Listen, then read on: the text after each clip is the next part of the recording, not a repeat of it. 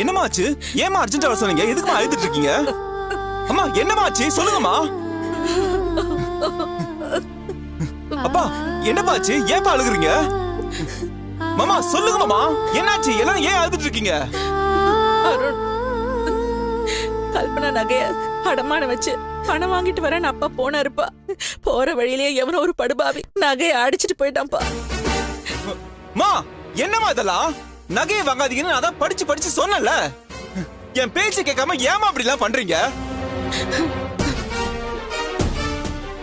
ஐயோ, என்ன நிம்மதியா இருக்கவே விட மாட்டீங்களா? டேய், லோன் அடைச்சு உன்னை ஆபீஸ்ல இருந்து வெளியே கொண்டு வந்துடலாம்னு நினைச்சேன்டா. இந்த மாதிரி எல்லாம் நடக்கும்னு யாருக்கும் தெரியாதுப்பா. அம்மா, அங்க வேலை செய்ய பிடிக்கலன்னு நான் சொன்னனா? பணத்தை ஏற்பாடு பண்ணி கொடுங்கன்னு நான் கேட்டனா?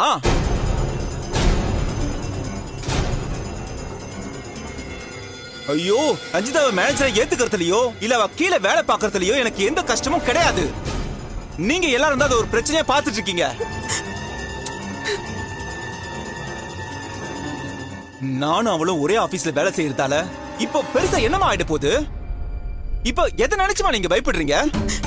டே அருண், உன் பொண்டாட்டியா திரும்ப வருவேன்னு அவ சவால் விட்டுட்டு போயிருக்கா. கூடவே இருந்தா ஈஸியா உன்னை மைக்க பக்கம் இழுத்துப்பா. அவ என்ன இழுத்துக்கணும்னு என்ன அவசியம் இருக்கு வித்யா? நானும் அவ தாலியை கழட்ட சொன்னேன். நானும் அவளை வீட்டை விட்டு விரட்டினேன். அம்மா முடிவு மதிச்சுதான் அவ எல்லாத்தையுமே செஞ்சிருக்கா. நானும் அம்மாவோட வார்த்தைக்கு கட்டுப்பட்டு தான் எல்லாத்துக்குமே அமைதியா இருக்கேன். இனிமே அவ அம்மாவோட மனசைதான் மாத்தணும்னு நினைப்பாளே தவிர அவ எதுக்கு என்ன மயக்க பார்க்கணும்? டேய், அம்மாவை அவளால ஏமாத்த முடியாதுன்னு அவளுக்கு புரிஞ்சு போச்சுடா. ஒன்ன கன்வின்ஸ் பண்ணி ரகசியமா குடும்பம் நடத்த அவ பிளான் பண்ணிட்டு இருக்கா. அதுதான் எங்க நோக்கம்னா அதை நாங்க எப்போ செஞ்சிருப்போம். ஒரே ஆபீஸ்ல இருந்து தான் அதை செய்யணும்னு கிடையாது. வேற வேற ஆபீஸ்ல இருந்தாலும் அதை எங்களால செய்ய முடியும்.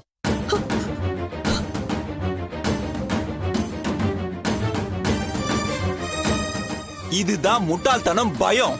இதெல்லாம் தேவையில்லாத கற்பனை. அது எங்க கொண்டு வந்து முடிஞ்சிருக்கு பாத்தியா? நகையை பறி கொடுத்துட்டு அப்பா குழந்தை மாதிரி அழுதுட்டு இருக்காரு. இந்த வயசுல இதெல்லாம் தேவையா வித்யா அப்பாவுக்கு? நகையை அடிச்சிட்டு போனவன் அப்பா ஏதாவது பண்ணிருந்தா என்ன பண்றது? அத பத்திலாம் நீ கொஞ்சம் கூட யோசிக்க மாட்டியா நீ? அப்பா உங்களுக்கு ஒண்ணும் ஆகல? இல்லடா, நகையை பறி கொடுத்துட்டானடா. அப்பா அழாதீங்கப்பா. அம்மா இவ தான் சொல்றான்னா நீங்க எப்படிமா அவசரப்பட்டீங்க? என் மேல கொஞ்சம் கூட நம்பிக்கையே இல்லையா? எதுக்குமா இந்த மாதிரி ஒரு காரியம் செஞ்சீங்க? அம்மா போனது நம்ம நகையா இருந்தாலும் பரவாயில்ல, எல்லாம் கல்பனாவோட நகை. இப்போ இவங்களுக்கு என்னமா பதில் சொல்ல போறோம்? எப்படிமா அவங்க நகையை திருப்பி கொடுக்க போறோம்?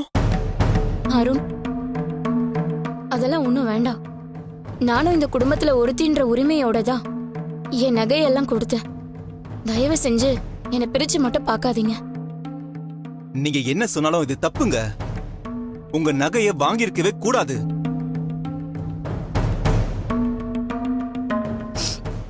டேய், ஏதோ ஒரு குழப்பத்துல நான் வாங்கிட்டேன்.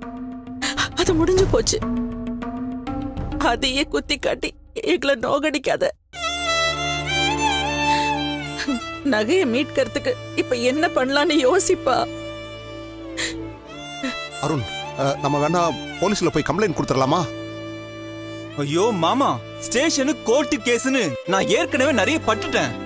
இப்போதான் அதுல இருந்து நான் கொஞ்சம் கொஞ்சமா மீண்டு வந்துட்டு இருக்கேன். திரும்பவும் ஸ்டேஷனு கோர்ட்டுன்னு அலையறதுக்கு எனக்கு தெம்பு இல்ல மாமா. நீங்க எல்லாரும் சேர்ந்துதான் இந்த முடிவு எடுத்தீங்க. நீங்களே ஏதாவது செஞ்சுக்கோங்க. அருண், டே அருண். வித்யா, அவன் போட்டோம் விடு. அருணை நாம தொந்தரவு பண்ண வேண்டாம். அவன் வேதனை எனக்கு புரியுதுமா. நீ பாலா சார் கிட்ட பேசு. விஷயத்த சொல்லி அவரால் ஏதாவது உதவி பண்ண முடியுமான்னு கேளுமா. அவர் மூலமா தான் நாம ஏதாவது முயற்சி செஞ்சு பார்க்கணுமா. சரிம்மா. என்னங்க, கவலைப்படாதீங்க.